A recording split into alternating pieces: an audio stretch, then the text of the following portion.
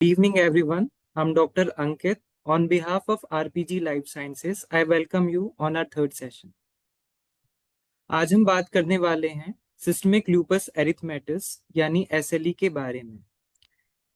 आज हमारे साथ मौजूद हैं डॉक्टर विश्व प्रकाश तिवारी, जो क्लिनिकल इम्यूनोलॉजी और रूमेटोलॉजी विभाग में असिस्टेंट प्रोफेसर हैं। रूमेटोलॉजी में मजबूत क्लिनिकल अनुभव के साथ डॉक्टर तिवारी मरीजों को इलाज, शिक्षण और एकेडमिक कार्यों में सक्रिय रूप से जुड़े हुए हैं। Thank you sir for joining us today. Welcome sir. नमस्ते सभी को। सर मैं आपसे पहला क्वेश्चन ये पूछना चाहूंगा सर कि एसएलई होता क्या है, एक्चुअली होता क्या है, एकदम सिंपल वर्ड्स में। देखो, जैसे रोमेटाइड आर्थराइटिस होती है ना, देखो बेसिक वर्ड में आपको यही समझना पड़ेगा कि ये ऑटोइम्यूनिटी है। जो भी आगे अपन डिस्कस करेंगे कि बेसिक एसएलई क्या है, तो जैसे डायबिटीज में क्या है, शुगर की प्रॉब्लम। हाइपरटेंशन में क्या, बीपी की प्रॉब्लम। यहाँ पे जो आपका इम्यून सिस्टम है वो आपके बॉडी सिस्टम को ही, चाहे वो स्किन हो, जॉइंट हो, मल्टीपल चीजें हो या कोई एक चीज हो, वो उनको इन्फेक्शन समझ कर उन पे अटैक कर रहा है। तो ऐसे लिए अपन बोलेंगे एक ऑटो इम्यून डिसीज है, या सिंपल लैंग्वेज में ज्यादा अवेयरनेस के बनूं, ऐसे लिए एक रोमेटोलॉजिकल डिसीज है। धीरे धीरे जैसे ही इंफॉर्मेशन बढ़ेगी, अब धीरे धीरे पब्लिक अवेयर होने लगे कि रोमेटोलॉजी में क्या देखा जाता है, ऐसी प्रॉब्लम जिसका रीजन ऑटो इम्यूनिटी है। सर लूपस को लेके काफी मिथ है लोगों के दिमाग में। अ, सर शुरू में मैं शुरू में ही कॉमन डाउट्स क्लियर करना चाहूंगा सर। लूपस जो बाकी बीमारियां होती है जैसे कि कॉमन कोल्ड होता है सर, जो कि एक से दूसरे व्यक्ति में फैलता है, तो जो एसएलई होता है सर, क्या ये भी उन बीमारियों की तरह है? देखो, अभी जैसे अपन ने बात की थी ना, इन्फेक्शन में जो कम्युनिकेबल होती है, जो संक्रामक होती है और जो कंटेजियस होती है, जो फैलती है, वो क्या होगा उसका। एक तो उसका वो जो भी होगा वो एयर से फैल रहा होगा या कोई मेथड से, ठीक है, जैसे टच से, फूड से, कैसे भी। तो वो फैल क्या रहा होगा, वो फैल रहा होगा इन्फेक्शन। कोई बैक्टीरिया होगा, कोई वायरस होगा, जो भी होगा वो इन्फेक्शन होगा। तो जो इन्फेक्शियस डिसीज है वो कम्युनिकेबल हो सकती है, सारी इन्फेक्शियस डिसीज नहीं। जो भी कम्युनिकेबल होगा वो इन्फेक्शियस डिसीज होगी। आप दूसरे को क्या दे सकते हैं, आप दूसरे को अपने शरीर में इन्फेक्शन लाके दे सकते हैं, ये कर सकते हैं। यस। ऑटो इम्यून डिसीज जो है, जितनी रोमेटोलॉजिकल डिसीज है, कुछ एक्सेप्शन छोड़ के हर जगह होते हैं, जैसे सेप्टिक आर्थराइटिस का, तो ये इन्फेक्शियस डिसीज नहीं होती। ये इन्फेक्शन की वजह से नहीं हुई होती है। इनका कारण ही आपका इम्यून सिस्टम है और आपका डिसरेगुलेटेड इम्यून सिस्टम है। आपका मिसडायरेक्टेड, मिसगाइडेड इम्यून सिस्टम है।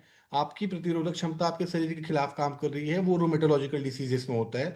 उनमें से एक रोमेटोलॉजिकल डिसीज एसएलई है। तो केवल एसएलई नहीं, ये सवाल सभी के साथ, ना रोमेटाइड आर्थराइटिस, ना सोरियाटिक आर्थराइटिस, ना इनकाइलोसिस स्पॉन्डिलाइटिस, इसमें कुछ कम्युनिकेबल नहीं होता। ठीक। क्यों ये सवाल उठता है, क्योंकि ज्यादातर जो पेशेंट एसएलई को होते हैं उनके स्किन में ज्यादा प्रॉब्लम होती है। और जो कॉमनली वो होता है, तो वो जो रैशेस वगैरह होते हैं उसको लोग क्या समझते हैं, उसको समझते हैं कि ये कोई मतलब चिकन पॉक्स जैसा हो गया है, कुछ ये है तो वो फैल जाएगा। तो वो भ्रांति है, टोटल भ्रांति है, एसएलई कम्युनिकेबल डिसीज नहीं है। हम्म। सर नेक्स्ट में एक सेम सवाल, कुछ काइंड ऑफ सेम है सर। बहुत से लोग लूपस को अर्थराइटिस समझ लेते हैं। क्या लूपस और अर्थराइटिस सेम डिजीज है या दोनों बिल्कुल अलग चीजें हैं? देखो, ऐसा होता है ना, जैसे इसको भी और ब्रॉडर वे पे समझते हैं। रोमेटोलॉजिकल डिसीज क्या है, उसमें आपका इम्यून सिस्टम मोस्टली अगर जॉइंट पे स्टिक रह गया, तो वो रोमेटाइड आर्थराइटिस हो गया, इनकाइलोसिस स्पॉन्डिलाइटिस हो गई, ये सब डेवलप करता है। ठीक। लेकिन इम्यून सिस्टम जो आपका हाइपर एक्टिवेट है, वो जैसे जैसे और एग्रेसिव एक्टिवेट होते जाएगा, वो आपके मल्टीपल सिस्टम को टारगेट कर सकता है। ठीक। तो एसएलई जो है वो एक प्रोटोटाइप है रोमेटोलॉजिकल डिसीज को समझने के लिए। तो वो एसएलई में इम्यून सिस्टम लगभग किसी सिस्टम को नहीं छोड़ता है शरीर पे। मतलब right from the head to toe, जिसमें ऑब्वियसली जॉइंट आ जाएगा, ऑब्वियसली स्किन आ जाएगा, फिर अंदर के organ, brain, kidney, liver, lungs, कोई भी सिस्टम इन्वॉल्व हो सकता है। तो एसएलई में ऐसा नहीं कि केवल जॉइंट की प्रॉब्लम है। हाँ, और एक और चीज, अगर जॉइंट की प्रॉब्लम है तो कई बार मिसडायग्नोस रिमेटॉइड आर्थराइटिस करके ट्रीटमेंट करना चालू कर दिया जाता है। तो रुमेटॉइड आर्थराइटिस का ट्रीटमेंट एसएलई को कंट्रोल करने के लिए सफिशिएंट हो भी सकता है, नहीं भी। और अगर एग्रेसिव एसएलई है, एसएलई, तो यूजुअली उससे ऊपर उठना पड़ता है। तो एसएलई में जॉइंट प्रॉब्लम बिल्कुल हो सकती नहीं है, लगभग लगभग 70 to 80 और 80 to 90% होती है। ठीक। लेकिन उसके साथ में और भी चीजें इन्वॉल्व हो सकती है, या हो सकता है वो और मिनिमल चीजें इन्वॉल्व हो। तो हाँ, डेफिनेटली एसएलई में भी जॉइंट प्रॉब्लम होती है। और अपन को जैसे अपन हिंदी भाषा में गठिया बोलते हैं, तो एक वर्ड एक तरीके से सोचा जाए, पूरे रोमेटोलॉजिकल डिसीज को डिस्क्राइब करना मुश्किल है गठिया वर्ड में।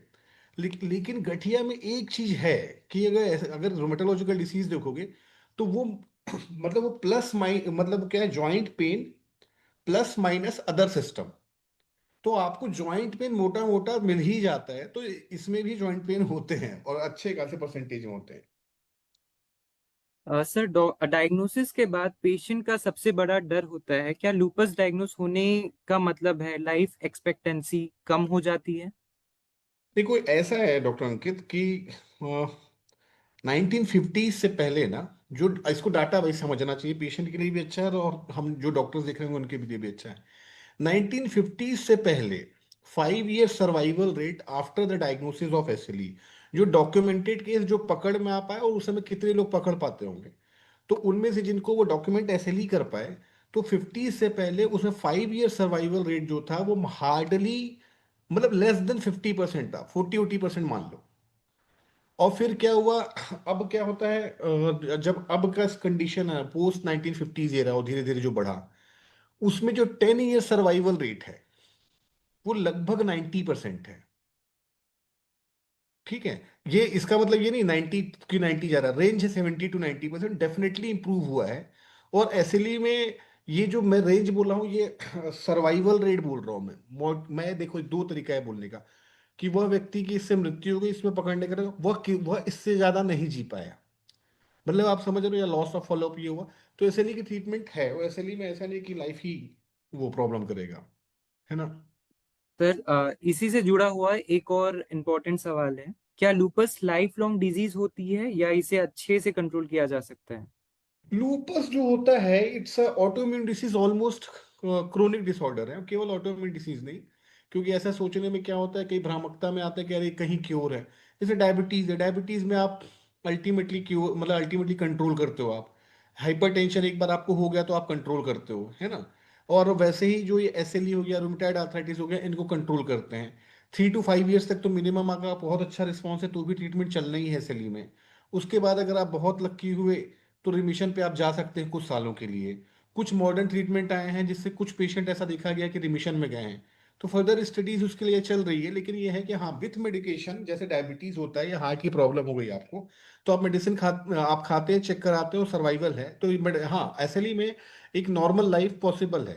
मतलब इसमें डरने की जरूरत नहीं, कि सही डायग्नोसिस हुआ तो नॉर्मल लाइफ बिल्कुल पॉसिबल है। सर, नेक्स्ट क्वेश्चन है, why it is more common in female as compare to males? इसके कई रीजन हैं। मतलब कई रीजन ऐसे हाइपोथेसाइज्ड किए गए हैं। जैसे फीमेल कुछ हार्मोन्स हुआ, एस्ट्रोजन हो गया, प्रोजेस्टेरॉन हो गया, तो ये जो हार्मोन्स हैं ये बी सेल का सर्वाइवल बढ़ा देते हैं, ऐसा है। और ये जो प्रॉब्लम है, ये इम्यून सिस्टम के बी सेल से रिलेटेड, जो एंटीबॉडी वगैरह भी बनाती है ना, मतलब उसी से बस नहीं, उसमें बी सेल एक प्रिंसिपल पार्ट है। तो एक ये हाइपोथेसिस दी जाती है, तो उसको जस्टिफाई कैसे करते हैं, जैसे एसएलई में है आपको, और आप ओरल कंट्रासेप्टिव पिल्स ले रहे हैं, तो जो ओसीपी होती है उसमें वो हार्मोनल ट्रीटमेंट अगर ले रहे हैं ओरल कंट्रासेप्टिव पिल्स में, तो एसएलई डिटोरिएट भी कर सकता है। ठीक।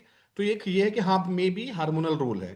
दूसरा, जो एक्स क्रोमोसोम होता है, फीमेल में एक्स और एक्स क्रोमोसोम होता है, मेल में एक्स और वाई क्रोमोसोम होता है। तो जो एक्स्ट्रा डोजेस ऑफ ये जो एक्स क्रोमोसोम है, उसमें जो कुछ प्रिंसिपल मॉलिक्यूल है, जैसे TLR7 वगैरह आगे जो मॉलिक्यूल्स हैं, वो एक्स क्रोमोसोम पे उसका कोडिंग होता है। ठीक है। तो दैट्स वाई ये फीमेल में ज्यादा मिलता है। ये हाइपोथेसिस की गई है, ये फाइंडिंग्स है। इसको क्लियर कट वो नहीं है कि यही है, बट ये इसके रीजंस बताए गए हैं। तो लर्निंग पॉइंट ये है कि आप फीमेल में ज्यादा होता है वो तो ठीक है, लेकिन जब आप कंट्रासेप्टिव पिल्स वगैरह ऐसे के साथ में ले रहे हैं, तो उस समय ध्यान रखें कि गायनेकोलॉजिस्ट को बताएं कि मेरे को हार्मोनल पिल से ये प्रॉब्लम हो सकती है, फिर वो आगे करें। ठीक। सर, जैसे कि अभी आपने बताया, इसमें हॉर्मोन्स का भी रोल है। Sir, hmm. इसमें एस्ट्रोजन का कोई रोल है sir, which is a oestrogen female पे जैसे डोमिनेटेड? मैं बताया ना कि बेटा आपको, कि ये मतलब डॉक्टर साहब देखो, एस्ट्रोजन जो है बी सेल का सर्वाइवल सर्वाइवल बढ़ाता है। तो जो ऐसी बी सेल है जो मिसगाइडेड हो चुकी है, जिसको कुछ समय में, सपोज एग्जांपल के तौर पे, एक सर्टेन टाइम बाद डाई हो जाना चाहिए था, तो उसकी लाइफ बढ़ा रही है। तो अगर मान लो क्योंकि इसमें जेनेटिक्स भी इन्वॉल्व होता है, अगर जेनेटिकली आपको एसएलई हो रही है, फिर एस्ट्रोजन हो रहा है, तो उस पर वो डिसीज मैनिफेस्ट जल्दी हो जा रही है। तो इसमें रोल है। और जो ये जो एस्ट्रोजन वगैरह का है उसे क्लिनिकल ये है, पब्लिक को ये समझना है कि हाँ ओसीपी पिल, ओरल कंट्रासेप्टिव पिल्स, या जो इंट्रायूट्राइन डिवाइस वगैरह होते हैं, उस पे ये जो हार्मोनल होते हैं उसमें एक बार डॉक्टर की सलाह ले ले हार्मोनल ट्रीटमेंट लेने से पहले, है ना, अगर आपको ऐसे लिए तो। हम्म। सर मैं आगे पूछना चाहूंगा, जैसे कि पेशेंट आते हैं, कभी कोई पेशेंट आता है जिस जो बोलता है कि सर मुझे थकान हो रही है। कभी पेशेंट आता है, कोई बोलते हैं उनको जॉइंट पेन है। सर सिम्टम्स अलग अलग होते हैं सारे पेशेंट में। सर ऐसा क्यों होता है सर? नहीं, रूमेटोलॉजिकल डिसीज में ज्यादा, और एसएलई खासकर, ये बहुत ज्यादा हेटेरोजीनस है। हेटेरोजीनस का मतलब है कि ये जो है, इसमें बंच ऑफ जैसे हेड टू टू में बोलो anything can be involve, that doesn't mean कि हेड टू टू इन्वॉल्व ही हो जाएगा, that doesn't mean head to toe involve नहीं हो सकता। तो कुछ परसेंटेज ऑफ केसेस में बहुत मल्टीपल ऑर्गन इन्वॉल्व होते हैं, कुछ केसेस में मल्टीपल ऑर्गन इन्वॉल्व नहीं होते हैं, कुछ केसेस में जॉइंट सिम्टम्स प्रीडोमिनेट होते हैं, कुछ केसेस में जॉइंट सिम्टम्स प्रीडोमिनेट या मेन ना होके स्किन सिम्टम्स प्रीडोमिनेट होते हैं, कुछ में किडनी इन्वॉल्व होती है, कुछ में किडनी इन्वॉल्व नहीं होती है। तो एसएलई को ग्रेट इमिटेटर भी बोला जाता है। जैसे एसएलई, कई पेशेंट एसएलई के क्या होते हैं इनिशियली, वो ट्रीट हो रहे होते हैं लाइक प्लूरल इफ्यूजन, चेस्ट में पानी आ गया है, तो वो टीबी का ट्रीटमेंट हो रहा होता है, या फिर किसी किडनी खराब हो रही है तो एक अलग तरीके से किडनी का ट्रीटमेंट हो रहा होता है, हार्ट हो रहा है तो अलग तरीके से हार्ट का ट्रीटमेंट हो रहा होता है, ब्लड एनीमियाज हो रहे हैं, प्लेटलेट कम हो रहे हैं, थ्रोम्बोसाइटोपिनिया, अलग ट्रीटमेंट हो रहा है। तो ये ग्रेट इमिटेटर है। मतलब कोई भी तुम, आप कोई भी डिसीज बोलोगे तो उसमें नैरो डाउन पे आओगे तो एक एसएलई ऑलमोस्ट हर चीज में डीडी बन जाती है।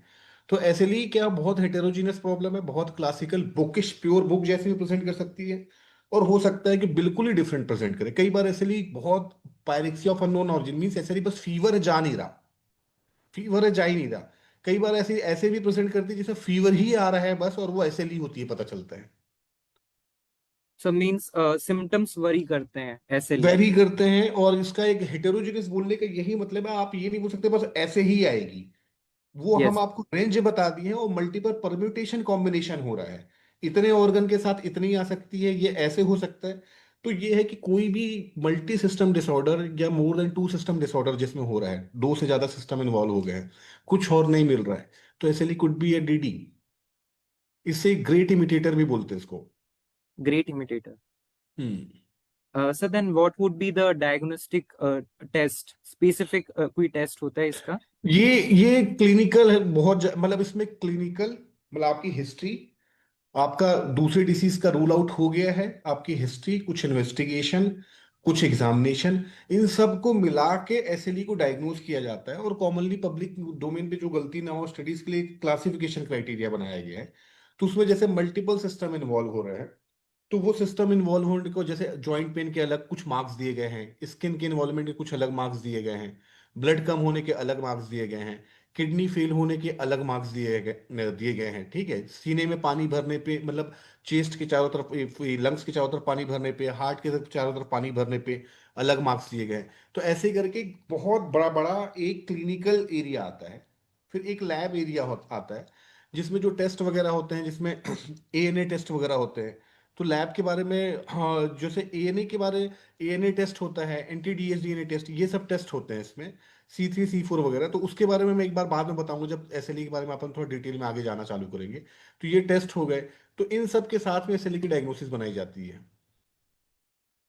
सर उसके बाद मैं पूछना चाहूंगा सर, एक बटरफ्लाई शेप्ड रैश जो है वो फीमेल्स में काफी देखा जाता है, एसएलई जिनमें होता है। सर हम्म। इसका मीन्स इसका क्या कारण है? देखिए ऐसा है, पहले तो ये समझिए कि प्रॉब्लम हो कैसे रही ना। जैसे सबसे पहले तो इसको एसएलई का मतलब होता है सिस्टमिक लूपस एरिथ्रोमेटोसिस, ठीक है। तो एक वर्ड आता है लूपस इसमें से, है ना। तो इसका स्टार्टिंग अगर अपन जाएंगे ट्रैक करना चालू करेंगे तो मिडीवल पीरियड से, एकदम मिडीवल पीरियड से कुछ डिस्क्रिप्शन मिलते हैं जो साइंटिफिक नहीं है, स्टोरी टेलिंग में भी है, और लोकल फोकलॉट्स वगैरह है। तो उसमें है कि किसी किसी के पाँव में गहरे गहरे घाव बन जाते थे जो ठीक नहीं होते थे।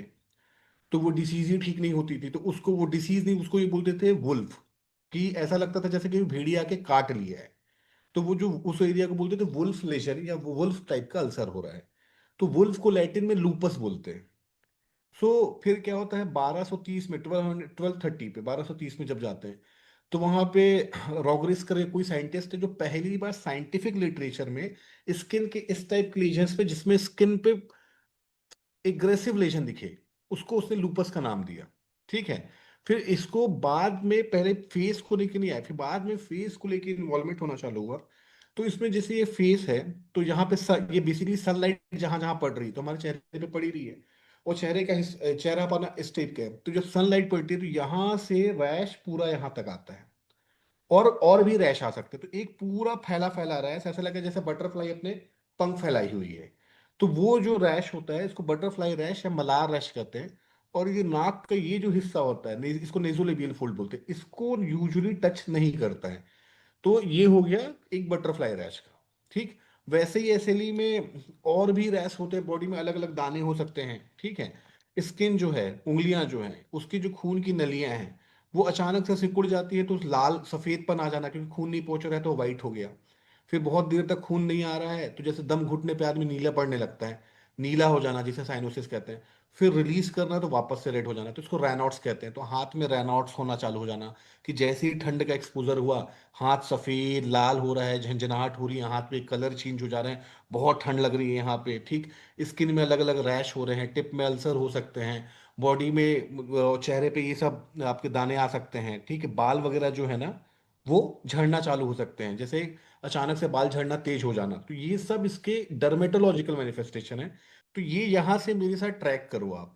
ये देखो, यहाँ से आप सब देखने की कोशिश करिए कि यहाँ से आप जो जा रहे हैं तो देखिए स्किन जो ये है, आ, हाँ, तो ये जो है यहाँ से जब आप देख रहे हो तो यहाँ से यहाँ तक है ना, आपको एक रैश नजर आ रहा है अलग सा, मतलब समझ में आ रहा है, स्किन स्किन टोन अलग है।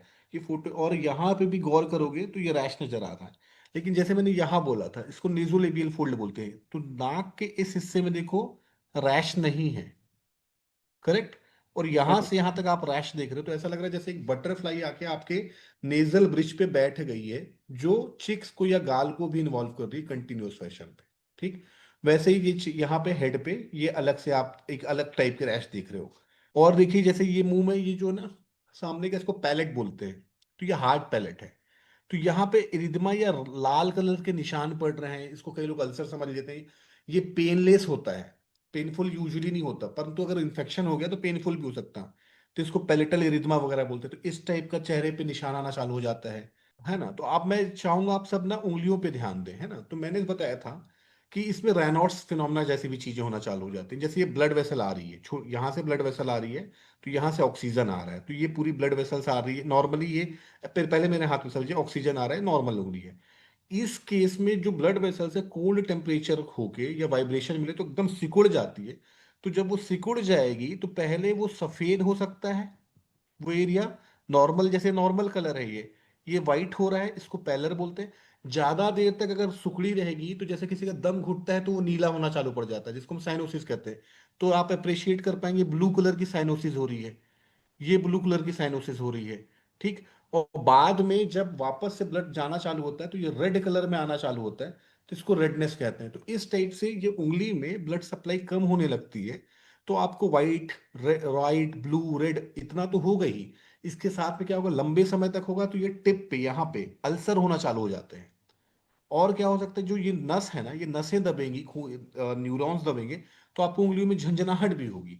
तो इस टाइप के लीजन्स एसएलई में हो सकते हैं। तो और ये जो यहाँ पे कलर उतना अच्छे से आ नहीं पाया, लेकिन ये जैसे आप देखोगे ये उंगली है, ये एक्चुअल में रेड है यहाँ से, ये रेडनेस पे है। ये रेडनेस पे, ये जो नक्कल्स हैं ये नॉर्मल कलर के हैं, ये नक्कल्स नॉर्मल है, ये देखिए।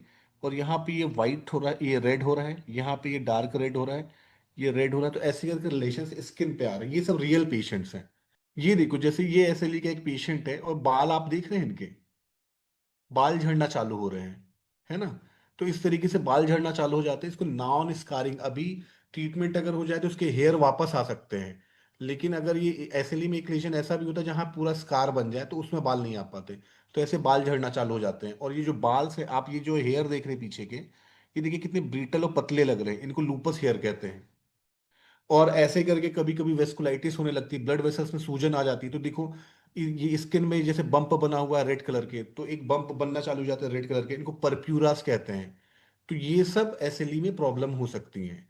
इनको जब आप छुओगे तो आपको महसूस होगा, क्योंकि बम्प है, इसलिए इनको पाल्पेबल परप्यूरा कहते हैं। ओके।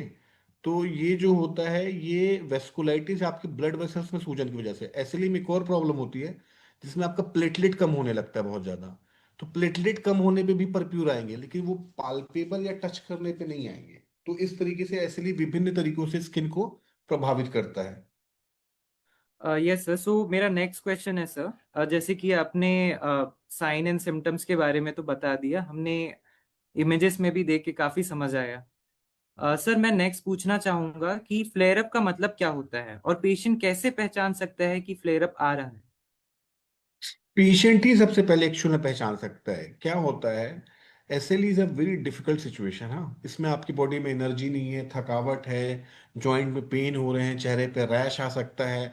आपको एसएलई ब्रेन को इन्वॉल्व कर सकता है, जिसको न्यूरोसाइकेट्रिक एसएलई कहते हैं। मतलब पेशेंट क्या होता है, वो लिटरली वो उसको कंफ्यूजन होने चालू होते हैं, सीजर्स झटके आ सकते हैं, किडनी इन्वॉल्व होने से पाँव में सूजन वूजन आना चालू हो सकती है, बीपी बढ़ना चालू हो सकता है।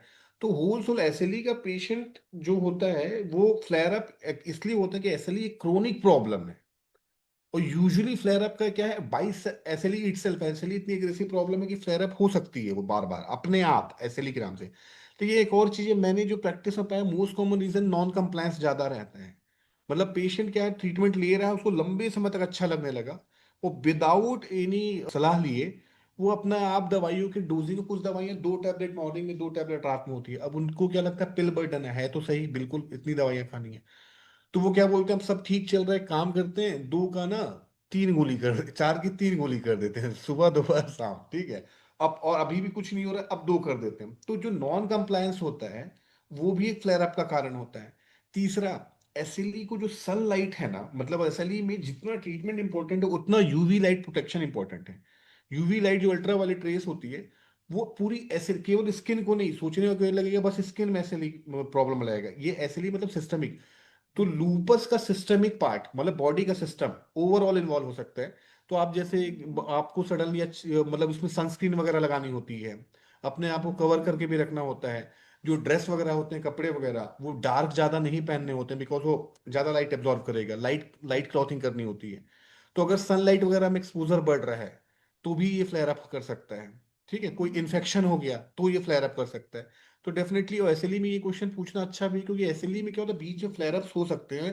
तो उन, हाँ, लेकिन आप ऑब्जर्व जैसे ही आप करोगे, आप तुरंत सलाह लीजिए, तो ये कंट्रोल होता है। ठीक है। Sir my next question is, stress, tension या नींद की कमी लूपस फ्लेयर को ट्रिगर कर सकती है। जैसे अभी मैंने आपको बताया, वो हो सकता है जैसे नींद इंसोम्निया हो रहा है, पेशेंट डिप्रेशन पे आ रहा है, या पेशेंट को कंफ्यूजन हो रहा है, पेशेंट इरिटेबल हो रहा है, ठीक है। तो SLE itself can involve your brain, that is known as NPSLE, neuropsychiatric SLE. Okay, तो हो सकता है फ्लेयर अप का साइन हो, नंबर वन।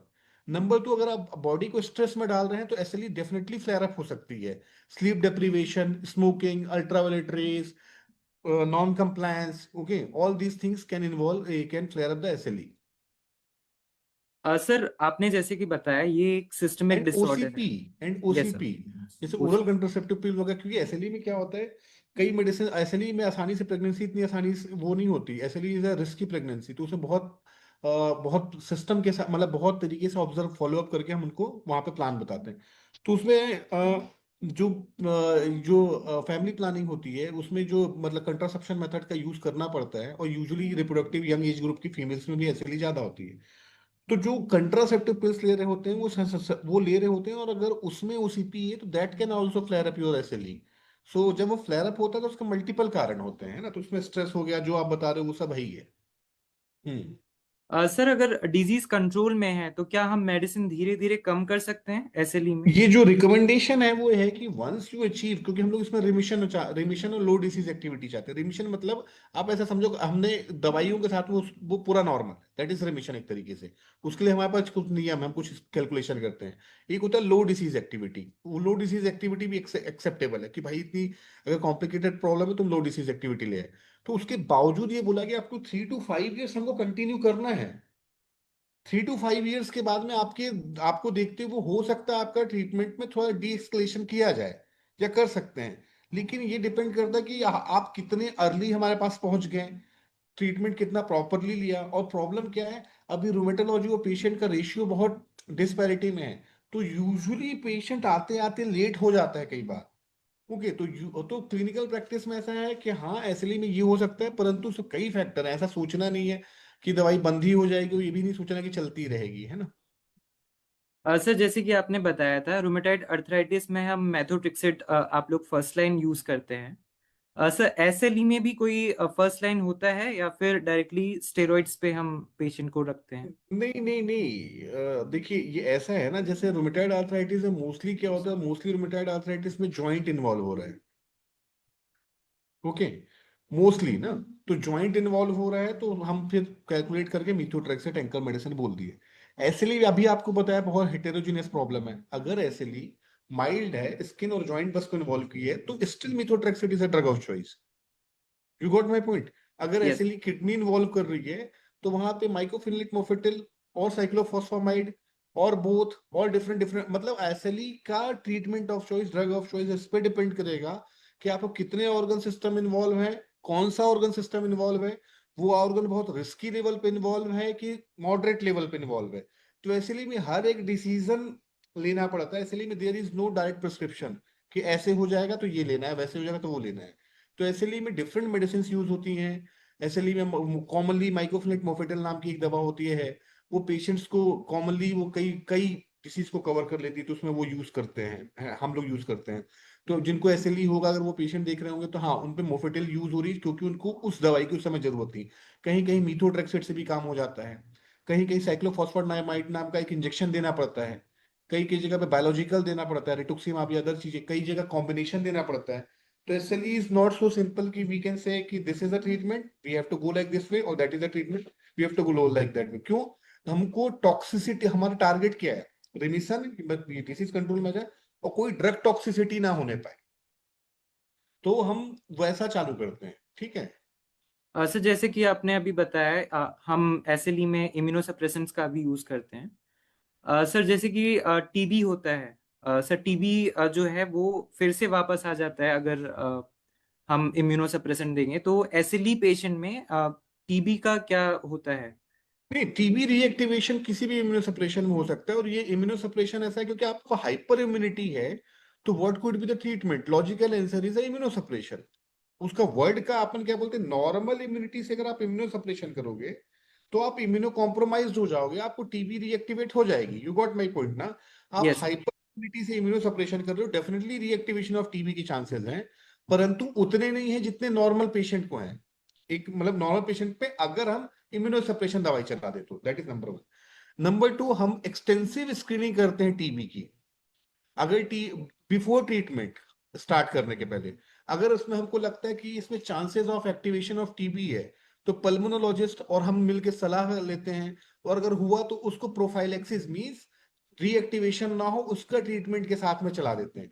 तो whole soul there is a chances of reactivation of tuberculosis 100%, but there are the methods to mitigate it, मतलब हम इसको कंट्रोल कर सकते हैं। तो उसमें अपन एक्सटेंसिव वर्कअप करते हैं, बीच बीच में उनका चेस्ट एक्सरे कराते रहते हैं, आगे जांचें होती है, अगर वो कुछ हमको डाउट होता है तो हम प्रिकॉशनरी मेडिसिन स्टार्ट करते हैं।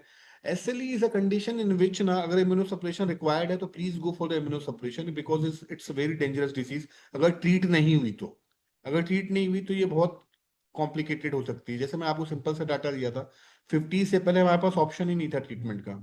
तो 3 ईयर सर्वाइवल ही आपका, मतलब 3 ईयर जो मोर्टेलिटी है वही आपकी 50 to 60% हो रही है।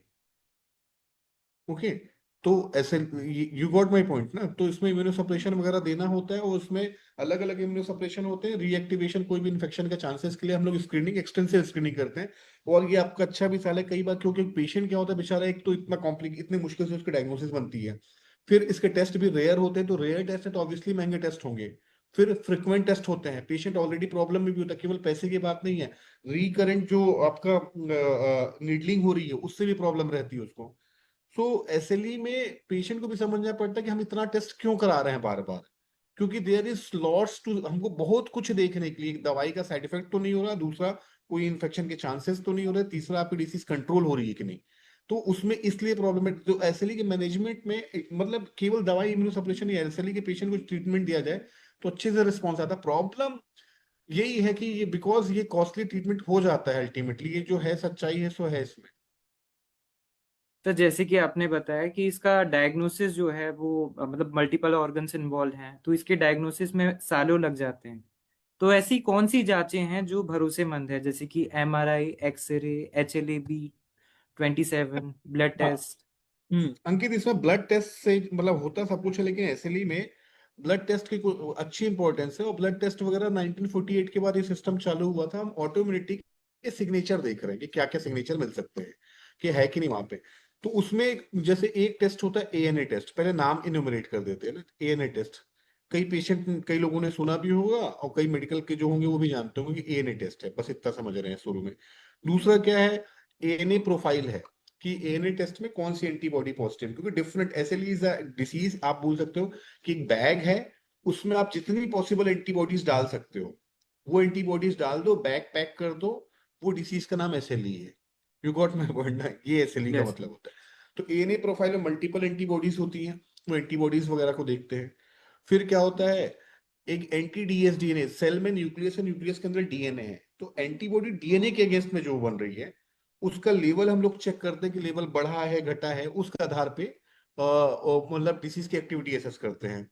कुछ कॉम्प्लीमेंट के टेस्ट होते हैं C3 C4, इससे डिसीज एक्टिविटी बढ़ रहा है घट रहा है, सपोर्ट के डायग्नोसिस। ब्लड कम होने लगता है तो ब्लड कम जिस एंटीबॉडी की वजह से होता है उसको, उस एंटीबॉडी को चेक करते हैं। तो इतना सारा बैटरी ऑफ इन्वेस्टिगेशन है, बस जस्ट वन बाई वन मैं कुछ जाना चाहूंगा आप। देखिए, जो पहला जो स्क्रीनिंग है, एक पेशेंट आया, मेरे को पॉजिटिव प्रिडिक्टिव वैल्यू लगी। पॉजिटिव प्रिडिक्टिव वैल्यू का मतलब क्या, अगर टेस्ट कराया तो पॉजिटिव आया तो क्या, क्योंकि एसएलई क्या है, एसएलई नॉर्मल हेल्दी पॉपुलेशन में भी कुछ 5% लोगों को एएनए पॉजिटिव हो सकता है, एक अलग टाइटर में, उसकी बात अलग करेंगे। मतलब एएनए पॉजिटिव हो सकता है काउंट पब्लिक। तो देखो एएनए में क्या होता है, एएनए अगर आप रैंडमली करा रहे हो वो पॉजिटिव आ रहा है तो पेशेंट के लिए भी हेडेक है और जनरल फिजिशियन के लिए भी हेडेक है। और कई बार वो हमारे पास पेशेंट आता है, फिर हम उसको आप मतलब हमको उसको क्यों कराया ये पूछने पूछने जाते हैं, क्योंकि क्यों, मतलब नॉर्मल पब्लिक में भी 5% में होता है, समझ में आया ना। तो ये जो एएनए में आप इधर देख रहे हो आईएफए जो लिखा है, एएनए क्या है, एलाइसा मेथड से भी होता है और इम्यूनोफ्लोरेसेंस मेथड से भी होता है, और दोनों ही कॉस्टली इन्वेस्टिगेशन होते हैं। तो पेशेंट कई बार क्या होता है, एएनए वहां से करा लिया, वो एलाइसा मेथड से पॉजिटिव आया है, तो हम लोग जो वो मेथड हम लोग गोल्ड स्टैंडर्ड नहीं मानते, क्लियर हुआ ना।